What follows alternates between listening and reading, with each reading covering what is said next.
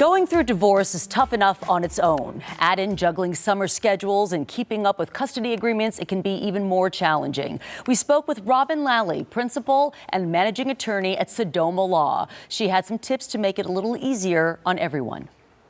Summer schedules, we know they're all over the place. How does that affect custody and visitation? Well, obviously the attorney answer is it depends. Some people that have a 50-50 week on week off schedule, it may not change anything. You might just have smooth sailing right into the summer. For some people that have a very specific school year schedule, it might mean a complete flip in what's happening. So we tell people pull out those custody orders and those parenting agreements and take a look and see what those things look like. When does summer start for you? Is it the last day of school? Is the week after school ends? And really see what you need to do ahead of time to prepare for summer coming up. What are some effective communication strategies when one parent is traveling with the child or vice versa? Any advice there? In this day and age, with cell phones being what they are, most of us have our devices with us at all times. So it makes it a lot easier to get in touch with your kids when they're with the other parent. But even with that ease of technology, I also encourage my clients to let that other parent have their time, because that's what you'd also want. You know, if you're taking your kids to Disney World, they're tired at the end of the day. They may not hop on the phone for that usual phone call that you might have during the regular parenting time or when they're not traveling.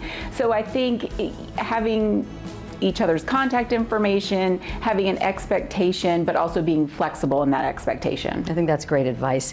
Any other tips for co-parenting well during the summer months?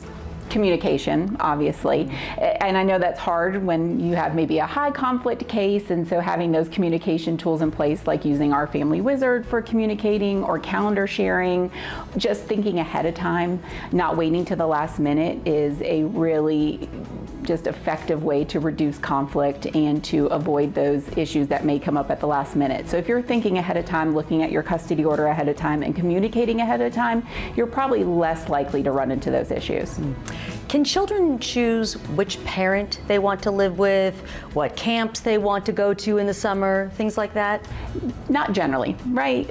Parents are parents for a reason. We take those issues off of our kids' plates, and you know, a kid, if given the opportunity, would probably have Skittles and Coke for dinner. So same thing, while I think it's great for kids to have a say-so in the camps that they might go to so that they are tailored to their needs or their interest, ultimately it's going to be the parent's job to make those decisions. Any other piece of advice you'd like to leave people with who find themselves in a contentious situation with their ex and dealing with the children? Anything you can say to help make things go a little bit more smoothly over the summer months? Again, refer to your custody order and your parenting agreement so you're very clear on what the guidelines and what the expectations are there via a court order, which is pretty serious, but then also have that flexibility in mind. Maybe if you give some flexibility to the other parent, you'll get some of that flexibility in return. Yeah, that's good. Robin, thank you so much. We appreciate your time. Thank you.